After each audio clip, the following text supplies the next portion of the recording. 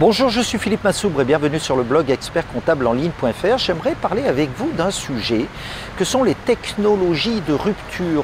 Alors en fait, je reviendrai sur les technologies de rupture, mais ce que je voulais vous dire, c'est qu'en l'occurrence, quand on regarde les historiens et quand on regarde la théorisation du pouvoir en général, la politique, le pouvoir, on s'aperçoit que curieusement, les historiens s'accordent à décortiquer les arcanes du pouvoir, analyser les différents modèles économiques, marxistes, capitalistes, collectivistes ou pas, monarchiques ou pas, et en fait accordent une importance qui à mon sens est parfaitement démesurée par rapport au véritable lieu du pouvoir. Le pouvoir ne réside pas dans la politique, le pouvoir ne réside pas dans les organisations humaines, le pouvoir est ailleurs.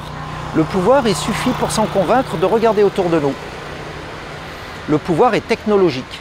Et le pouvoir, en fait, technologique, c'est celui qui me permet de vous parler aujourd'hui, d'utiliser un appareil et de discuter avec vous à travers le monde et finalement d'avoir un écho en tant qu'individu. Ça, c'est véritablement un pouvoir et c'est le pouvoir résultant, on va dire, de l'utilisation de smartphones. Et c'est lié à différentes technologies de rupture. C'est la mécanique quantique, par exemple, très présente sur les smartphones que vous avez, mais aussi l'Internet, parce que l'Internet est une technologie de rupture. Bref, si on regarde par exemple l'Internet, et qu'on regarde à quel point l'Internet a révolutionné nos existences, nos modes de travail, et aussi notre façon de penser, notre façon de communiquer, eh bien on s'aperçoit que ce sont les véritables centres du pouvoir. Ils sont dans la science, la technologie, et les technologies de rupture sont celles qui changent le monde, ce n'est pas la politique. Donc les politiques courent après de vieilles badernes idéologiques du XVIIIe, du XIXe siècle. Les religieux s'accrochent à des textes qui sont millénaires, mais ce ne sont pas des lieux de pouvoir, ce ne sont plus des lieux de pouvoir parce que les individus se sont appropriés ces technologies et de façon vaste et de façon complètement, on va dire, à l'encontre de ce que souhaitent les politiques et notamment ceux qui veulent museler la parole, eh bien, ils n'y parviennent plus. On voit ce qui se passe en Chine. Les Chinois utilisent des stratégies de contournement avec des VPN ou avec des moteurs de recherche non identifiables pour contourner la censure du gouvernement chinois. Donc on en est là, c'est que en fait on a des exemples tout autour de nous qui démontrent que ce sont les technologies de rupture qui modifient notre quotidien. Alors parlons à présent du présent et de ce qui est en train de se profiler. Pour ma part, si je me hasarde à faire quelques prévisions technologiques, je pense qu'il y a 2 ou 3 révolutions qui sont en cours.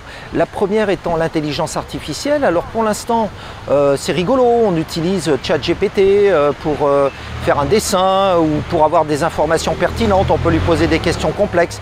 Mais au-delà de cela, eh bien l'intelligence artificielle va littéralement révolutionner le monde puisqu'elle va décupler le pouvoir individuel, puisque l'individu, s'il sait manier les outils, va pouvoir disposer, on va dire, d'une information immédiate et d'outils qu'il n'a pas besoin de s'approprier puisque la machine va elle-même résoudre un certain nombre de problématiques techniques. Je pense par exemple au développement informatique.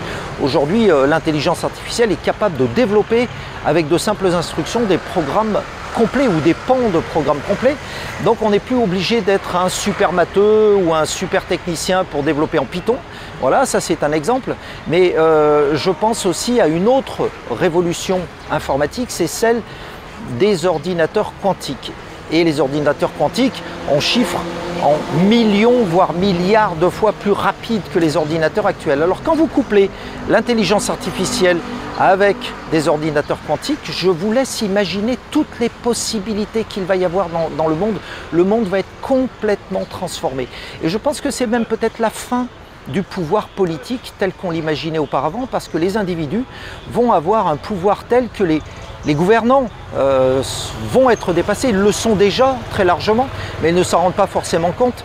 Ils s'assoient dans une autosatisfaction, une auto-légitimité dont ils ne voient plus les contours parce qu'en fait ils n'envisagent pas forcément l'impact de ces ruptures technologiques. Alors je pense à une autre rupture technologique qui était un petit peu dans les cartons, c'est la fusion thermonucléaire. Alors la fusion thermonucléaire, elle va avoir des effets absolument gigantesques, colossaux au niveau de la société, puisqu'il va s'agir de maîtriser une énergie gratuite, propre, dont le comburant, l'hydrogène, est en abondance extrême sur Terre. Donc on a de l'hydrogène, on a des isotopes d'hydrogène que l'on peut utiliser dans les réacteurs, comme les réacteurs ITER, notamment en France, qui font de la fusion thermonucléaire un enjeu stratégique. Les gouvernants le savent, et cette énergie propre va rebattre les cartes au niveau géopolitique, parce qu'à partir du moment où on n'a plus besoin de pétrole, où on a une énergie illimitée,